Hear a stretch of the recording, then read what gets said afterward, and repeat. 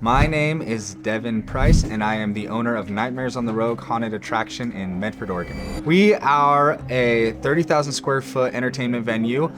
We mainly specialize in haunted attractions, so we have our Halloween festival, which has a lot of vendors, and then things to do like tarot card readers, character artists, and I think that really sets us apart in the area. We also have 3 attractions on site.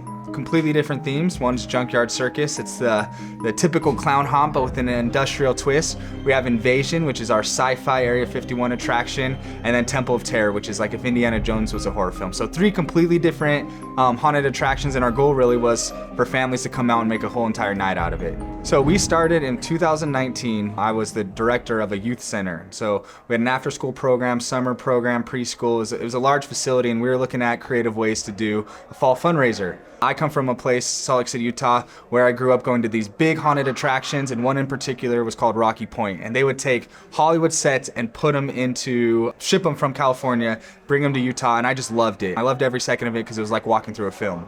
And so I've always had this in the back of my mind where one day I would run a haunted attraction, and I pitched it to my staff and said, hey, we should do a haunted house. They surprisingly agreed, and we got all the kids to make spooky props, and within 30 days we set something up in our youth center, and it was a hit. We had the community come out and support us, and I thought, this is going to be something fun we do every year. Unfortunately, 2020 happened, and with the pandemic we had to transition to an emergency childcare facility, and ultimately we closed down the youth center. But we kept still getting emails of, hey, are you going to do the haunted house? You're going to do the haunted house?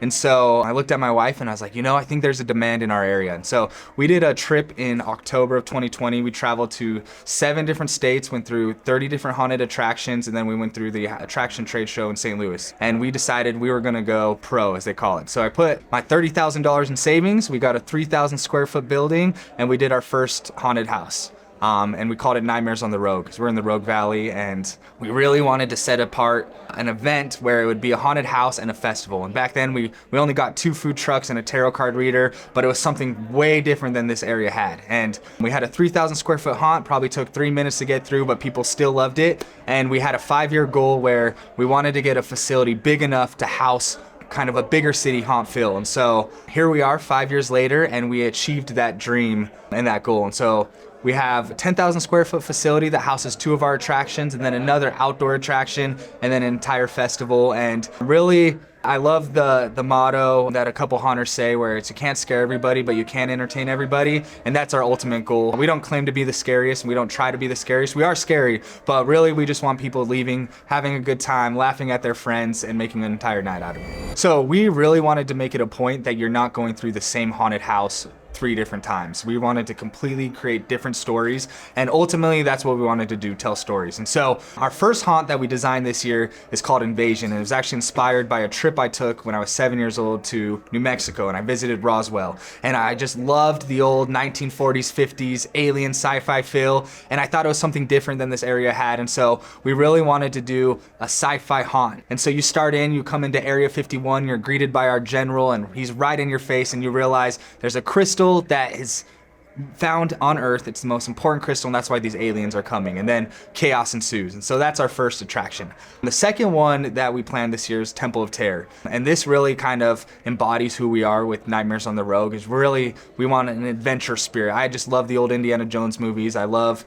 going through the queue line at Disneyland through Indiana Jones, and we really wanted to have that adventure feel. And so that's kind of that attraction. And then we kept having people reach out to us and say, do you have clowns in your haunt? Do you have clowns in your haunt? And obviously it wouldn't make sense to put a clown in a temple in the wilderness or in Area 51. And so we thought about it hard. We didn't want to just do a typical circus, and we had a lot of junkyard stuff lying around, cars, different things. And we were actually watching the VMAs, and Chappell Roan did her song, and there was a bunch of rodeo clowns, and they were on these cars and stuff, and it kind of hit me as like, that's kind of a cool different approach to the typical just in your face clown. And so that kind of what birthed the idea of Junkyard Circus, and so kind of has that industrial twist. And those 3 attractions, we wanted to make sure we had an icon character associated with all of them that is all over our marketing, that the public can meet when they come to our festival, and that's tied to that specific attraction, and then that we're telling a story from the beginning to the end. So some of the challenges that we have, I assume all haunters have,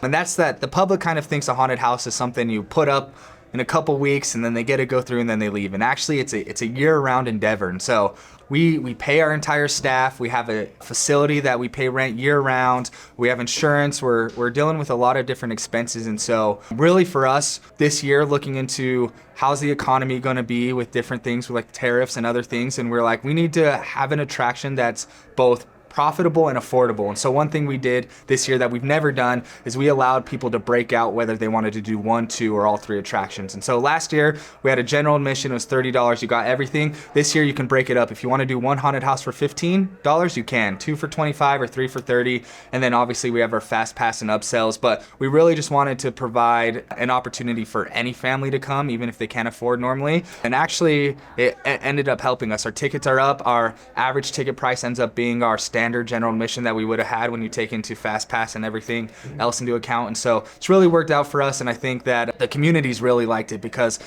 those families that can't afford a $30 general admission ticket are at least getting to come. And honestly, people come, and if they do buy one, they like it so much they go to our box office and upgrade to the others. So it ends up working out. Growing up in Salt Lake, I saw these mega haunts, and that's in my mind, we have to be that. And so everything I'm doing is trying to emulate that. But like you said, we don't have 70,000 people come through in an October. We are limited about certain things, and so I have to be realistic. When I came into this area, there were a lot of people who had passion, but a lot of the haunted attractions were more of those local mom and pops in the backyard of something, and they didn't really have anything that a larger city would have. There were a couple really good ones, but I felt like there was this niche in the market that was untapped. And so that's kind of where we thought we would head into, is really focus on quality, really focus on the entire event.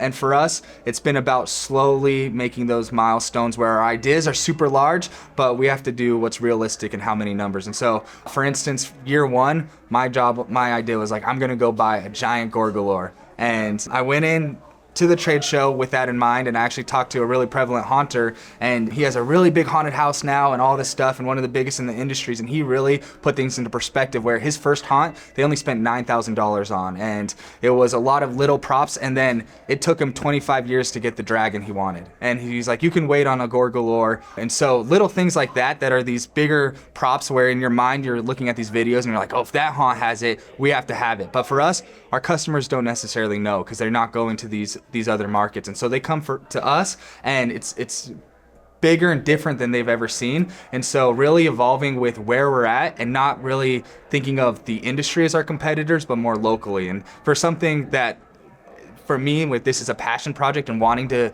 go toe to toe with these other states haunts, I had to really like kind of tone down. It's like, you don't need to do that. The people who are actually paying you your money are the people that are in your market, and this is what they need.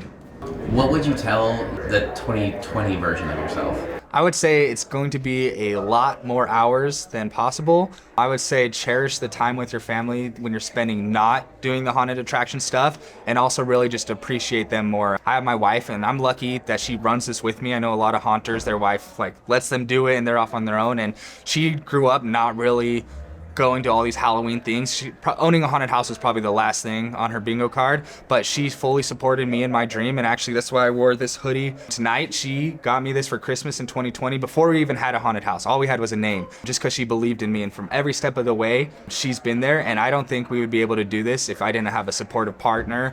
Children, I have a 5-year-old and a 2-year-old, and they're here all the time, and you know, it really takes a toll on them. They love it, but when they're here long nights, you can see with their throwing fits and toddler tantrums. And so really having a supportive base around you that understands how much work and time. So I would tell my 2020 self, I know you have these big ideas, but listen to your wife, because she's always right in terms of what to spend money on, how to grow smartly and not overdo things. And then really just lean on people, because I think those first 3 years I tried to do too much, and this year it's been way better having staff being able to do everything.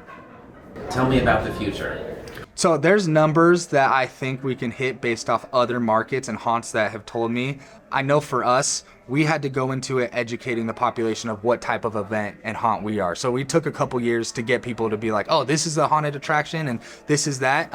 So this year we have seen our highest numbers. We had a 5-year business plan. We're at that time. So I'm in the process of, what does it look like now? Like, do we sign our lease for 3 more years or 5 more years? Is this a space that really lends itself to the type of event we want? What I would focus on if we continue is quality. I think I want to do stage shows outside. I want to do more more with the actual event space and then just leveling up the haunted attractions. But in terms of size, like I've been looking at different buildings and I'm like, I don't think we can have a 30,000 square foot building. I couldn't staff it. I don't have the funds to build it. And so I think we're in the perfect spot for this area, and so it's just really forecasting what does our growth really look like. I don't really think we can raise our prices anything, and I don't know if I would want to. So it's just how do we continue to provide experiences that people can pay for and do this, because at the end of the day there's way more than me that depend on this. I have so many staff where all year round they're looking forward to this, and so I think if I stopped tomorrow I'd have a mob on my hands. So we'll see.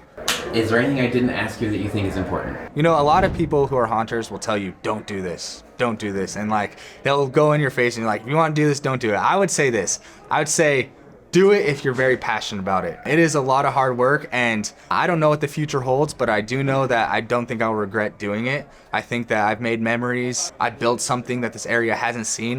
We're gonna be part of Medford's haunt history for however long it is, and I can always look back and say that I challenged myself. I'm a marketer and storyteller by trade. So my background in education and in my professional career is within marketing and business. I didn't really have the experience on how to build sets and how to light stuff, and I think that I've developed skills here that'll help me when I want to build a house or when I want to do something else. And so there's so much I've learned while doing this that extends beyond just being a haunter, and I really think that you have to go into doing it because you love it, and I do.